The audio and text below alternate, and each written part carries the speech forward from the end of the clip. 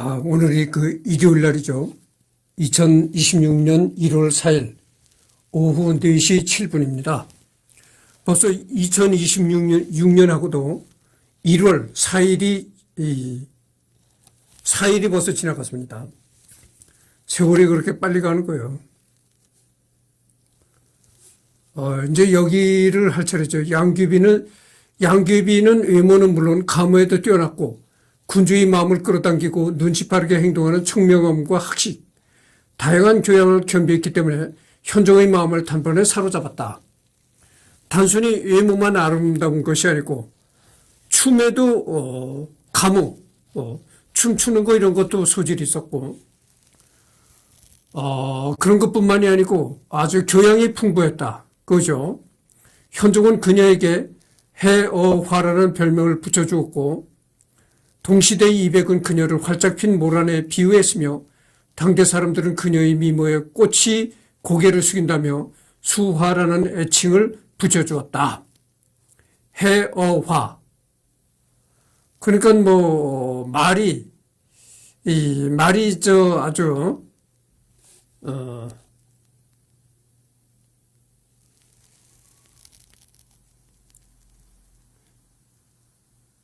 말을 알아듣는 꽃, 이렇단 얘기죠.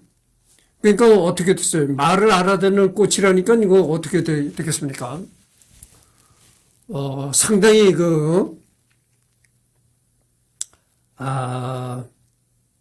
남의 말을 잘 의미 파악을 하는 그런 재치가 있다. 그리고 수화.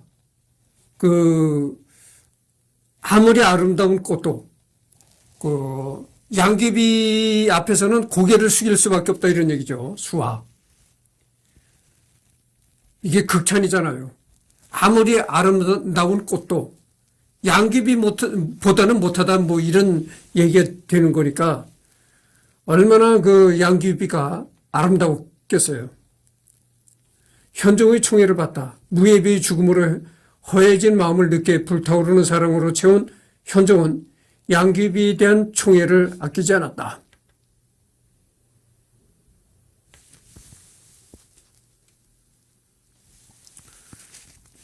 여러분, 내가 이 구름과 음악의 계곡을 하잖아요.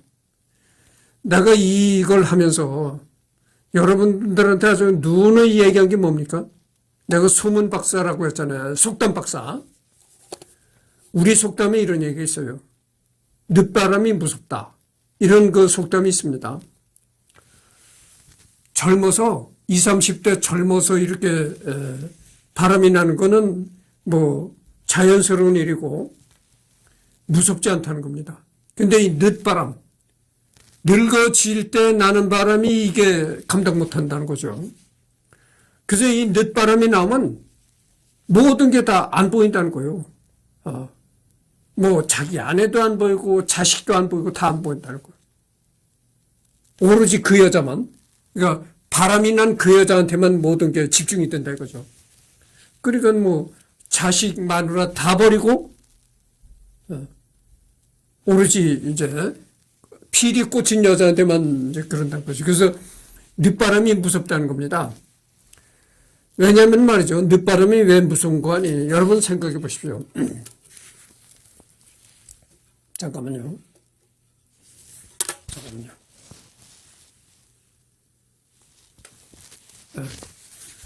늦바람이 무서운 이유가 뭐냐면은 20, 30대에는 살 날이 많이 남았잖아요. 근데 늙어지면은 이 인생이 살 날이 이제 얼마 살 세월이 얼마 안 남는다 이거죠. 그러니까 인생이 이렇게 살 날이 얼마 안 남았으니까 그때 바람이 나면 무섭다는 거죠. 정말 무서운 불꽃을 튄다는 거죠. 그래서 늦바람이 무섭다는 겁니다. 늦바람이 무섭다는 우리나라에 내려오는 속담이 있어요.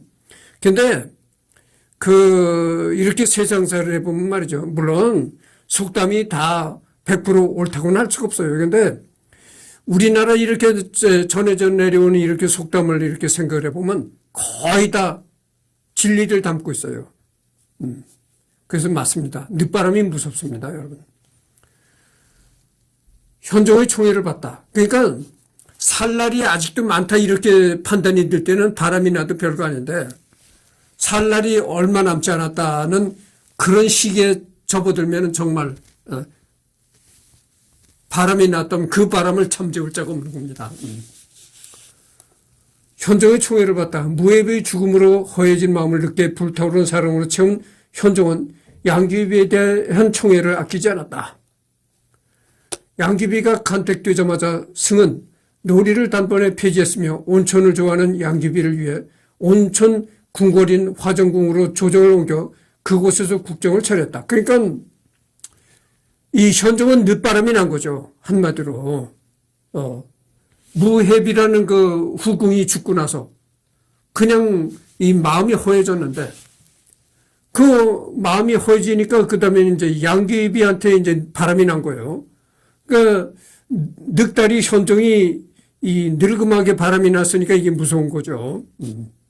그리고 여러분들 내가 이 시간에도 얘기를 합니다만은 이승열이 같이 이렇게 처음서부터 독신으로 사는 사람은요, 그렇게 여자를 밝히질 않아요.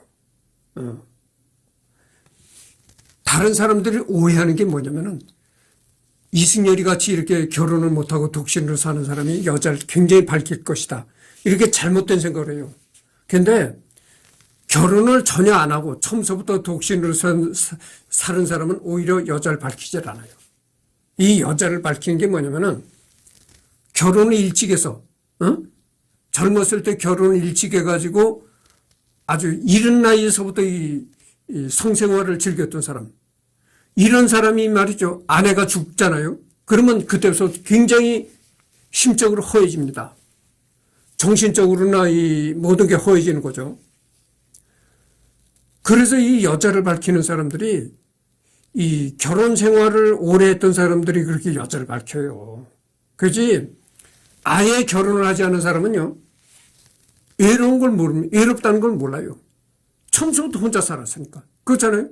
정신적으로 또 외로움을 못 느낀다니까. 내가 이승열이가 뭐 외로워서 내가 음악에 구름과 음악의 계곡을 하잖아요. 내가 음악도 또 많이 올린다고 그러니까 이승열이가 저거 결혼을 못해서 외로워가지고 음악을 듣는다. 음악과는 거리가 먼 사람인데 혼자 사니까 마음이 외로워서 저렇게 음악을 듣는다. 이렇게 얘기한 사람들 있어요. 천만에 그렇지 않아요.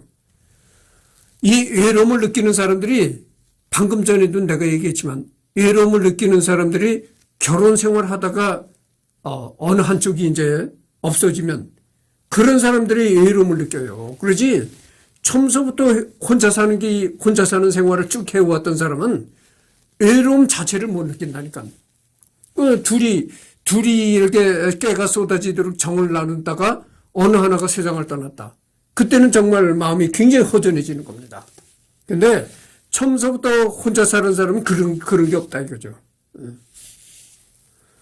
그러니까 여기도 보면 현종이 무예비란 여자한테 굉장히 그 정을 쏟다가 이 여자가 죽으니까 얼마나 그 마음이 허해지겠어요. 그러니까 양귀비가 굉장한 또 미모를 가졌고, 그러니까 그때서부터 이 현종이 양귀비에 대해서 정말 늦바람이 난 거죠. 무서운 늦바람이 난 겁니다. 양귀비의 옷을 만드는 전문 인력만 무려 700명을 두었던 일화.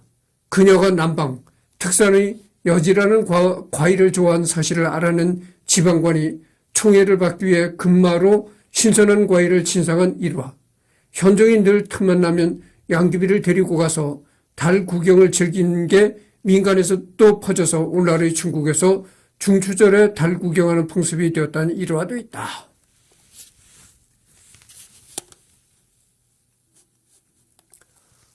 특혜를 받다. 양귀비에 대한 현종의 총애는 그녀에게만 그치지 않았다. 먼저 세상을 떠난 양귀비 부모에게 각각 죄국공과 양국 부인이란 시호를 추증해 칠품의 하급 관리로 죽은 양현염은 죽어서 공에 봉해지고 상서의 주위에 올랐다. 여기서 내가 방금 전에 뭐라고 했나요? 속담 박사라고 했잖아요. 또 속담이 나옵니다. 우리 속담이 이런 얘기했어요. 마누라가 귀하면 처갓집 말뚝을 보고 절을 한다. 이런 속담이 있어요. 어? 마누라가 그렇게 이쁘고 좋으면은 처갓집 말뚝을 보고도 절을 한다는 거예요. 그러면 처갓집 말뚝을 보고 절을 할 정도니까 어떻게 되겠어요? 아니, 처갓집이라면 무조건 좋은 거야. 그러니까 뭐 장인이나 장모는 더 말할 것도 없겠죠. 그러니까 먼저 세상을 떠난 양귀비 어머니 아버지까지 큰 벼슬을 내렸다 이거예요. 죽은 사람한테도. 그러니까 정말 마누라가 이쁘면 처갓집 말뚝을 보고 절을 한다. 이런 속담이 또 맞는 거예요.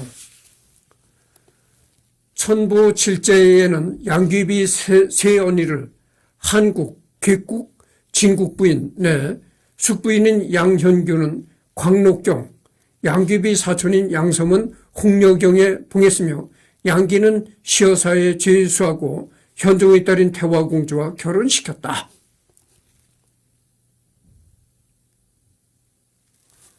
그러니까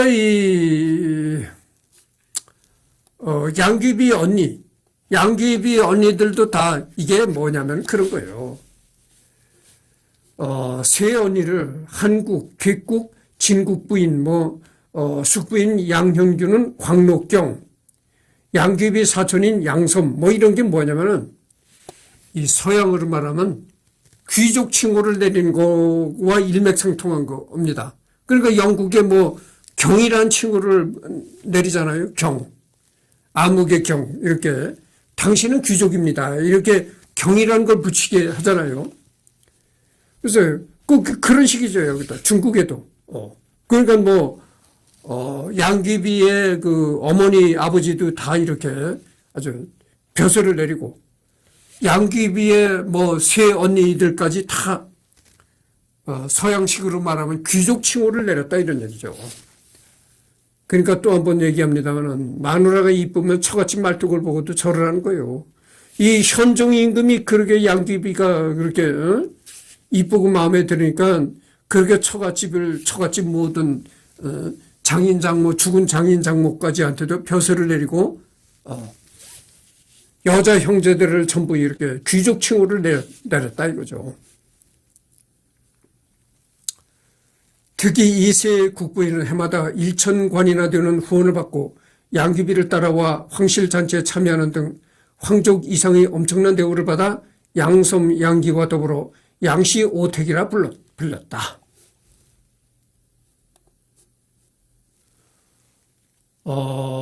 그러니까 이 양귀비의 세 여자 형제들이 전부 궁에서 어떤 잔치가 벌어진다면 꼭꼭 참석했다고죠.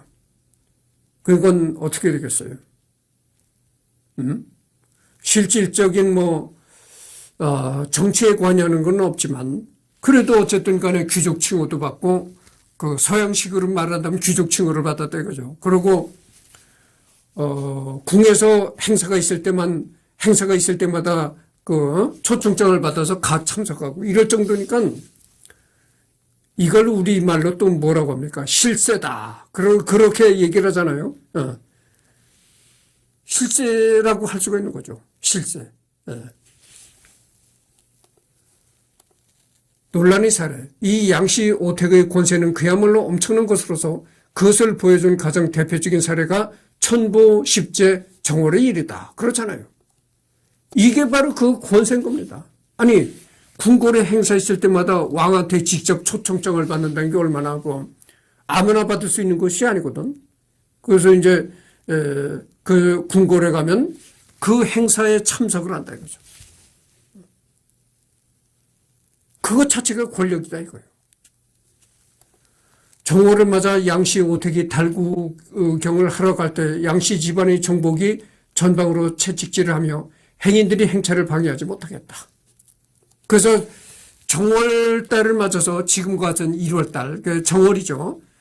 연초의 정월달에는 그렇게 이 양귀비의 이제 여자 형제들, 여자 형제 5명이 이제 달 구경을 하러 갈 때는 그 양씨 집안의 이제 종복들, 노예들이 이 채찍을 가지고 다니면서 이제 교통정리를 쉽게 얘기를 하면 교통정리를 하는 거야. 그랬다 이거죠. 그 정도로 권세를 누렸다. 그러니까 양귀비 여자 형제가 행차하러 가는 길에는 종복들이 앞에 나가서 채찍질을 이렇게 다른 사람이 앞을 못 지나가게 한다는 얘기지. 길이 뻥 뚫리게 한다는 얘기지. 그런데 양씨 오택의 맞은편에 현종의 딸인 광평공주 일행이 오고 있었다. 천자의 딸이 동행하는데 방해를 받는 일은 있을 수 없었기에 광평공주 일행은 맞은편에 양씨 오택의 행렬이 오고 있음에도 신경 쓰지 않고 나갔다. 채찍질하던 정복은 광평공주를 제대로 알아보지 못하고 그녀를 별것 아닌 귀족으로 여겼는지 양씨 오택의 행차를 위해 길을 비켜주지 않은 광평공주를 향해 채찍질을 했고 옷에 채찍질을 맞은 공주는 그대로 낙마했다. 야, 이게 참 큰 사건이 터졌네요. 그렇잖아요. 아니 정복이 노예가 이렇게 큰 채찍을 가지고 다니면서 이제 그 양귀비 여자 형제가 이제 가는 길을 막지 못하게 이렇게 교통정리를 하고 가는데, 아니 맞은편에서 어떤 여자가 이제 그 말을 타고 오더라는 거야. 그러니까 어떻게 되겠어요? 이 종복이, 양귀비 종복이 채찍을 가지고 와서 그 말을 타고 다가오는 여자를 때렸다 그지? 치니까 그 여자가 이제 채찍을 맞으니까 말에서 툭 떨어질 거 아니에요. 낙마할 거 아니야. 근데 그게 알아보니까 바로 그게 누구였냐면은 현종의 딸이더라 이거지. 임금의 딸이더라 이거예요. 임금의 딸은 광평공주였다 그죠. 그게 뭐 이게 결국 뭐 큰 사건이라면 사건이 될 수도 있는 일인데 더 읽어봅시다. 그러고도 성이 안 찼는지 이 하인은 낭만 광평공주를 향해 채찍을 내리쳤고 아내가 낭만 것을 보고 놀란 부마 정창회가 아내의 몸을 감싸 대신 채찍을 맞았다. 채찍질을 몇 번이나 한 뒤에서야 하인은 채찍을 거두고 양씨 오택의 행렬은 마치 길을 가다 개미라도 밟은 양 광평공주 일행을 무시하고 달구경을 갔다. 근데 여기 보면은 그러게 이 양귀비 그 노예가 채찍을 휘두르면서 이 광평공주를 내리치니까 광평공주가 말에 이제 떨어진 거야. 그 말에 떨어진 광평공주를 계속 폭력을 가하려고 덤벼들으니까 그 부마 정창회가 이 광평공주를 이렇게 껴안고 매를 대신 맞았다 이거죠. 부마라는 게 뭐냐면 왕의 사위를 부마라고 하는 거예요. 그러니까 왕의 사위가 자기 마누라가 채찍을 맞고 말에서 떨어지고 채찍을 맞게 되니까 자기 마누라를 껴안고 그 채찍을 이 사위가 대신 맞았다. 왕의 사위가 대신 맞았다 이거죠. 그러니까 이게 큰 사건입니다. 이게 생각해 보세요. 왕의 딸을 채찍을 가지고 때리는데 이게 얼마나 이 사건이 크게 번지겠습니까? 계속 읽어봅시다. 금지 오겹인 천자의 딸이 하찮은 종놈의 채찍에 맞아 낙마해서 먼지투성이가 되고 그 남편인 부마가 아내를 살리기 위해 온몸으로 채찍을 맞았다. 이 일에 격앙한 광평공주는 즉시 일골에서 부왕에게 눈물로 호소했고 진노한 현종은 그 종놈을 장살했다. 그러니까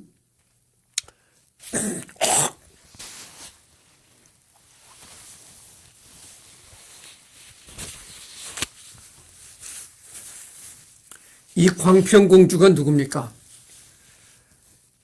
현종이라는 임금이 아주 금지 오겹으로 키운 딸이다 이거야. 아주. 그러니까 쥐면 부서질라, 꽉 쥐면 부서질라, 뭐 아주 이렇게 그렇게 아주 금지 오겹으로 키운 딸이다 이거야. 그런 그 딸이 하찮은 종놈의 채찍에 얻어맞아 죽으니까 이게 말이 되겠어요.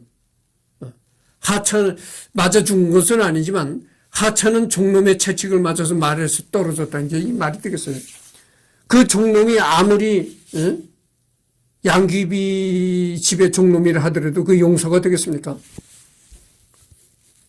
그러니까 이제 공주가 궁궐에 들어가서 아버지 황제한테 그거를 일러 바친 거야. 내가 길에 오다가 양귀비 집안의 종놈이 나를 채찍으로 내리쳐가지고 내가 말에 떨어졌다. 말에 떨어져서 내가 계속 채찍을 얻어맞을 뻔했는데 남편이 나를 껴안고 대신 맞았다. 이렇게 이제 황제한테 고자질을 한 거지. 이실직고를 한 거지. 그러니까 현종이 화가 머리끝까지 치밀어 올라온 거야.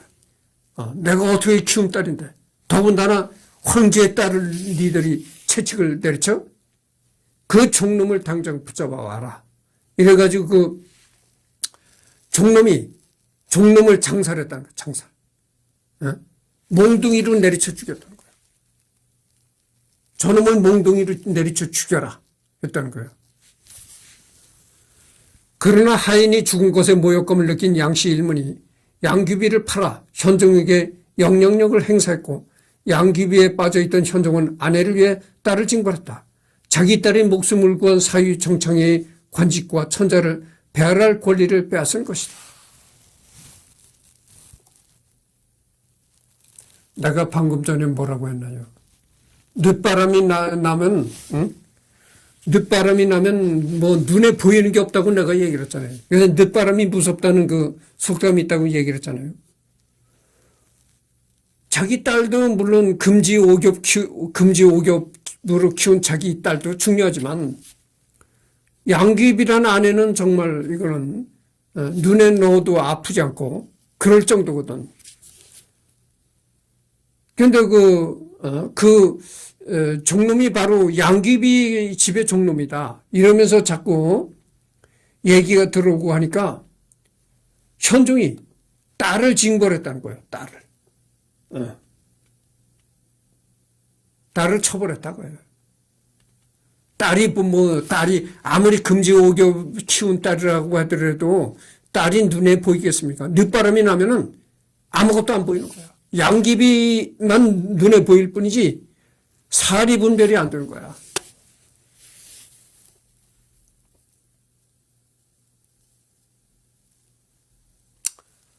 그래서 늙어갈 때 인생이 얼마 안 남은 시점에 늙어갈 때 그때 바람이 나는 게 무섭다는 겁니다. 그러니까 생이 이제 얼마 안 남았다고 생각이 들 때 생기는 바람.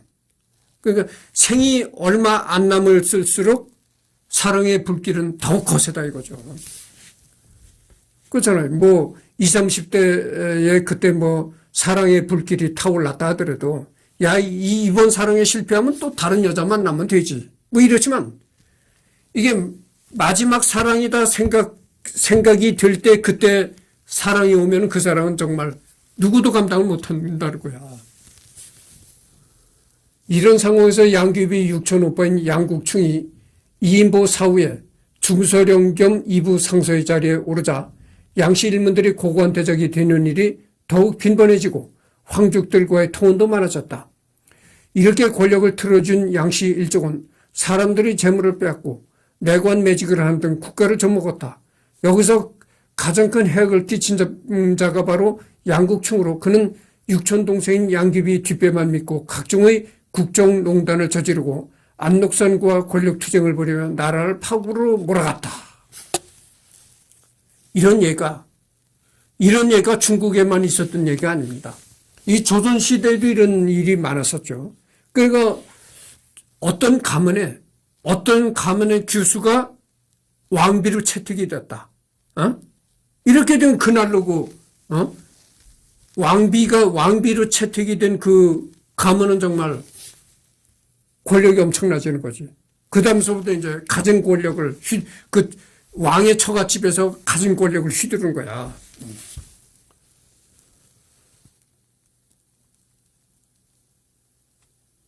그렇잖아요. 그러니까 이런 일이 꼭 뭐 중국에서만 있었던 일이 아니고 우리나라에서도 이런 일이 뭐 많았던 거죠. 그러니까 뭐 지금 현재로 말해 봅시다.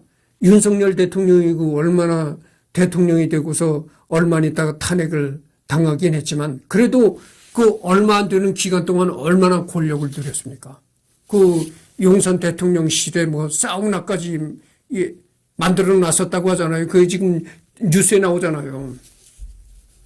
도대체 대통령실에 그 사우나가 왜 사우나실이 왜 필요한지, 응? 하여튼 좌우지간에 사우나실도 편백나무로 인해서 아주 갖춰놨더라 이거죠. 그렇게 권력을 누리게 되니까 이 윤석열 대통령 부인이 뭐잖아요.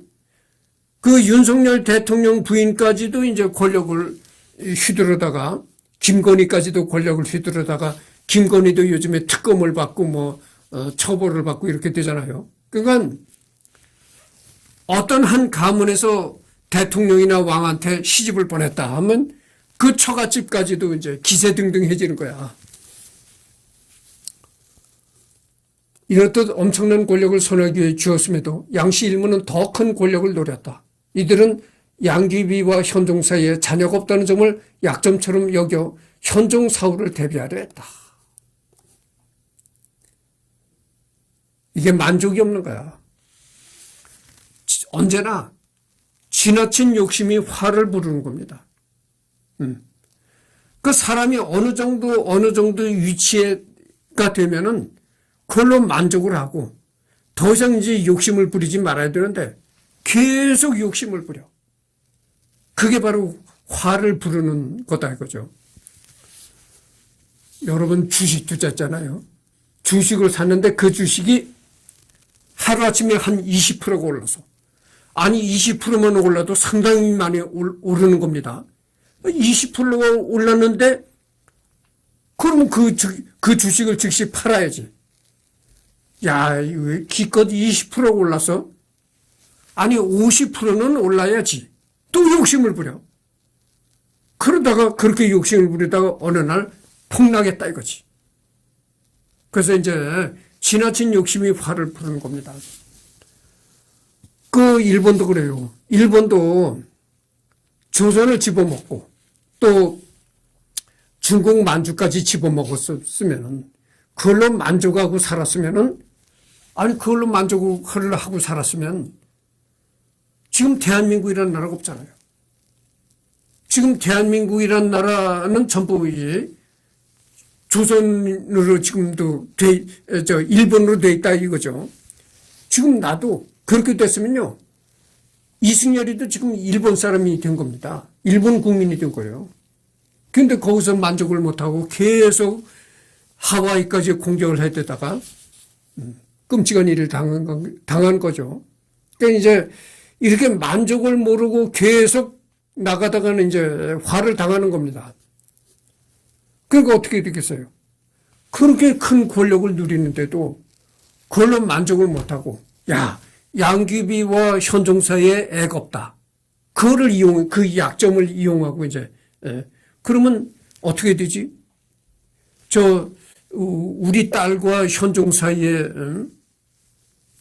자녀가 없다 보니까 야 그러면 저 임금이 죽어지면 완전히 우리 양씨 가문이 완전히 황제 자리까지 이제 차지해 봐야 되겠다.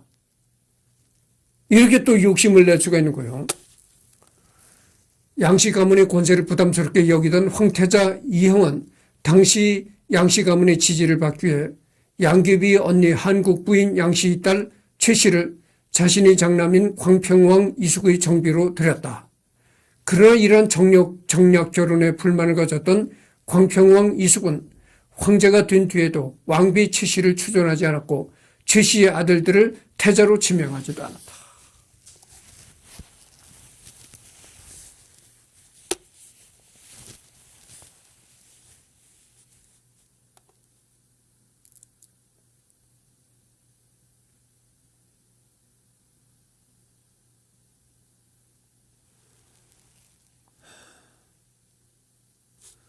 대신에 측실인 심씨를 총애했고 그녀가 인사인 난 때 행방불명 되었을 때는 그녀를 찾기 위해 백방으로 노력했다. 그녀에 대한 사랑은 그 아들인 서장자 이괄과 심씨 일문에게 넘어가서 대종은 이괄을 황태자로 삼고 심씨 일족을 우대했으며 황후자리도 공석으로 남겼다. 훗날 백거인이 이런 상황을 장한가에서 이렇게 묘사했다. 후궁에 빼어난 미녀 삼천이 있지만 삼천의 총애가 한 사람에 머무르고 자매와 형제 모두가 봉토를 갖게 되니 아리따운 광채가 가문에 나는구나. 비로소 천하의 부모들이 아들보다 딸 낳기를 중히 여겼네.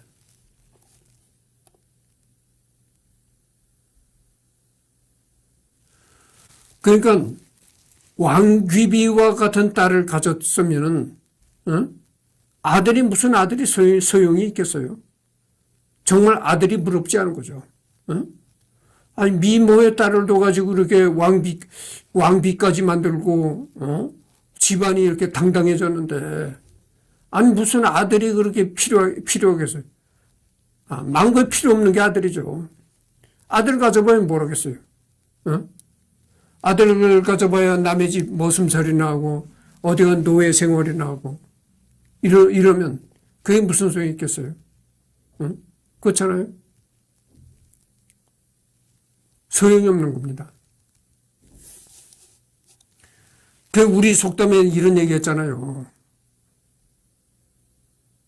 딸을 낳으면 비행기를 타지만 아들을 낳으면 버스도 못 탄다 이런 속담이 있어요. 마차도 못 탄다 이런 속담이 있습니다. 딸을 낳아서 잘 키우면 비행기를 탄다는 거예요. 근데 아들을 낳으면 버스도 못 탄다 이런 얘기죠. 그만큼 아들이라는 게 키우기가 어렵다는 얘기예요. 앞으로는 점점 이 여자의 권세가 점점 세질 겁니다. 그러니까 여성 상위 시대가 오는 거죠. 내가 바로 전 시간에도 뭐라고 했습니까? 북한에는 김주애가 4대 세습 주인공이 된다 이런 얘기를 했잖아요. 북한에 여자 지도자가 등장하는 겁니다.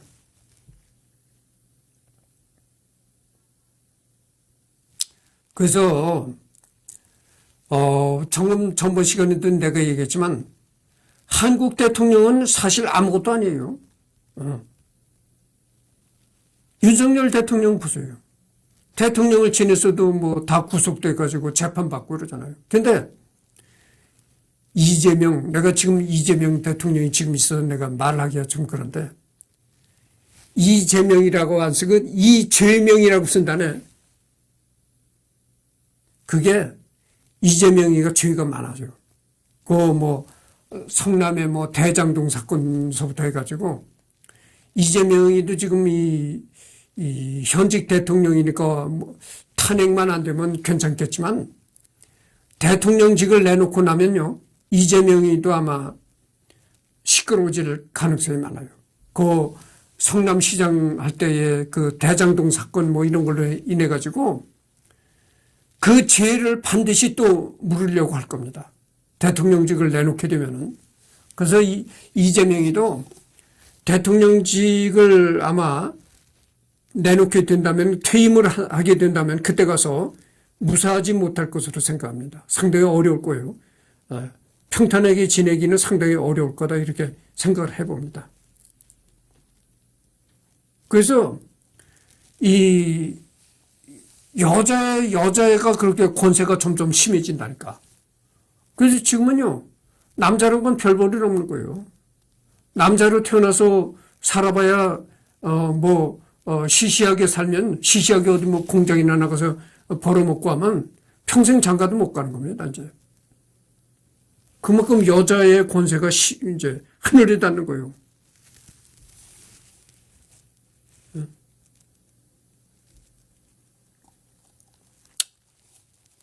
그래서 그런 속담이 생긴 거예요.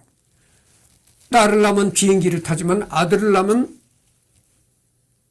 버스도 못 탄다. 이런 얘기예요. 안록산의 난, 결국 천보 14제, 평로, 범양, 하동, 절도사, 안록산이 양국층을 처단한다는 명분을 세워 대란을 일으켰다. 그러니까 뭐 내가 전번 시간에도 얘기를 했지만 그 역사적인 일들을 보면은 외국이든 뭐 우리나라든 서양이든 동양이든 외국인이든 뭐 우리나라든 옛날이든 지금이든 가릴 것 없이 이 사람 살아가는 원리는 똑같아요. 그 나타나는 현상은 달리 나타나겠죠. 시대적으로 달리 나타나겠지만 그 사람 살아가는 원리는 똑같다 이거죠. 그래서 뭐 이런 얘기를 읽어봐도 지금의 이 대한민국 돌아가는 얘기와 거의 흡사한 거예요. 이 얘기들이. 그래서 이런 얘기를 읽으면서 내가 뭐 이런 중국의 옛 얘기들을 읽으면서 지금 윤석열 대통령도 나오고 이재명이도 나오고 하는 게 바로 그겁니다. 옛날 얘기지만 중국의 옛날 얘기지만 지금 현대 우리가 돌아가는 것과 똑같은 거예요. 이렇게 알아보면 이게 그 원리가 똑같다 이거죠. 그래서 이걸 하다가 지금 얘기도 하고 내가 그러는 거예요. 이듬해인 천보 15제 안록산의 군대가 수도 장안 가까이에 밀고 들어왔다. 귀비와 황제 일행은 사천으로 도주했지만 장안의 서쪽 마외역에 이르렀을 때 양씨 일문에 대한 금군 장령 진현내와 호위 병사들의 불만이 폭발하여 간신 양국충 양귀비 자매를 포함한 양씨 일족과 모든 사태의 원흉인 양귀비를 추살하지 않으면 멈추지 않겠다고 황제에게 항의했다. 마외 병변이 벌어졌다 이거죠. 마외 병변. 그러니까 이게 뭡니까? 병변이라는 건 군사 구태타가 일어났다 이거야. 군사. 군사 구태타가 일어나 지금 말로 하면 군사 구태타라고 할 수 있는 거야. 이제 옛날 말로 하면 병변인 거지. 병사들이 변고를 일으켰다 하는 건데. 그래가지고 그 군사들이 구태타를 일으켜가지고 주장하는 게 뭐냐면은 양귀비를 처단하지 않으면 우린 가만히 있지 않겠다. 응? 양귀비와 그 양귀비 친정의 그 양씨 일가족들을 다 죽여라. 그렇지 않으면 우리가 가만히 있지 않겠다. 이렇게 하고 이제 이런 걸 주장하고 구태타를 일으켰다 이거지.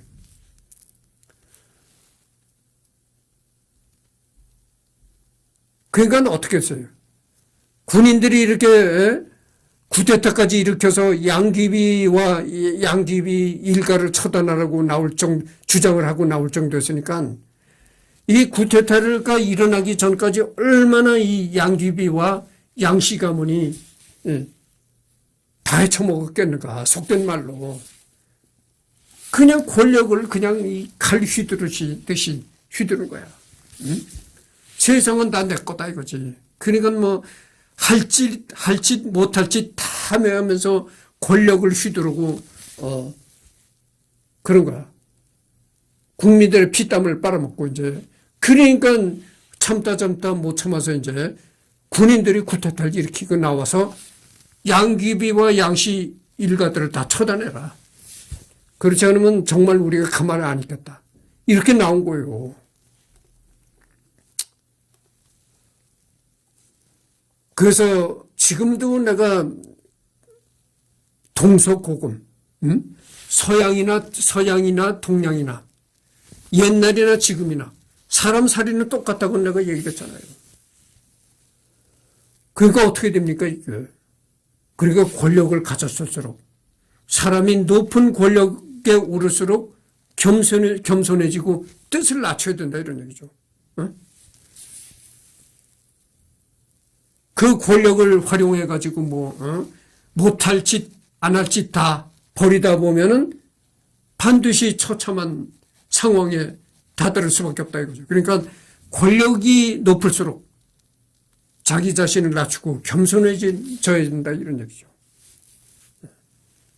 허투루 그 권력을 허투루 휘두르지 말라 이런 얘기가 되는 거예요. 물론 현종은 양귀비는 죄가 없다고 필사적으로 변호했지만 워낙 병사들이 기세가 드세요. 도저히 달랠 수가 없었기에 결국 양귀비는 고력사의 도움을 받아 길가의 불당에서 목을 메어 자결했다.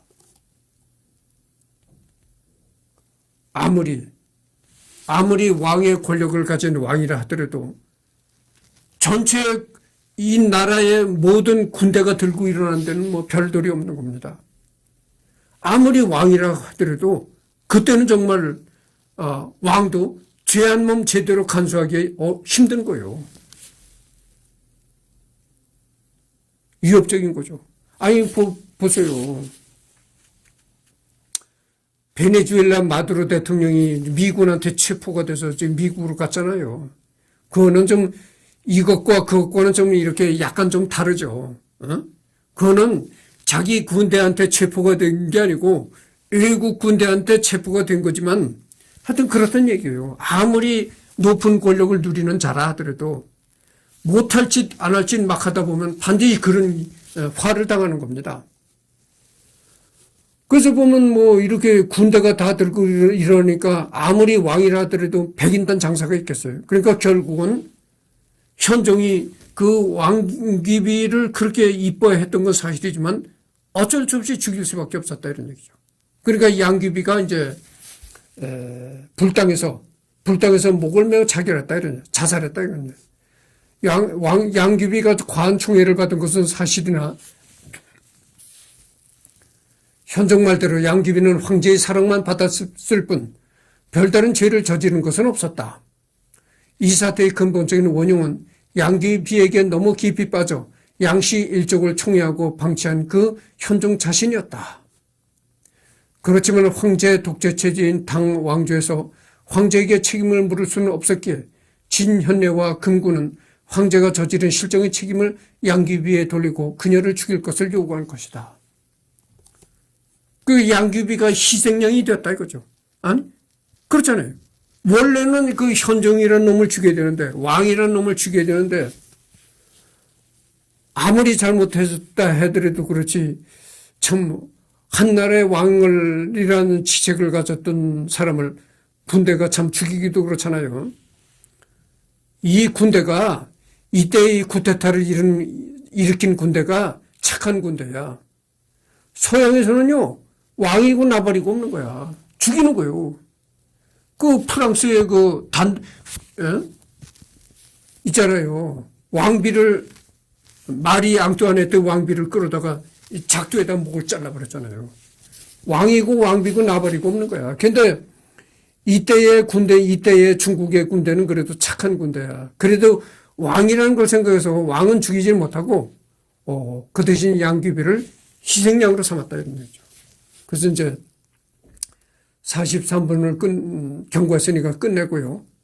다음 주에는 여기 기타 이 부분에 하도록 하겠습니다. 그래서 내가 똑같은 얘기가 되지만요. 이런 걸 읽어보면 서양이나 동양이나 옛날이나 지금이나 사람 살아가는 원리는요. 똑같은 겁니다. 원리 자체는 똑같아요.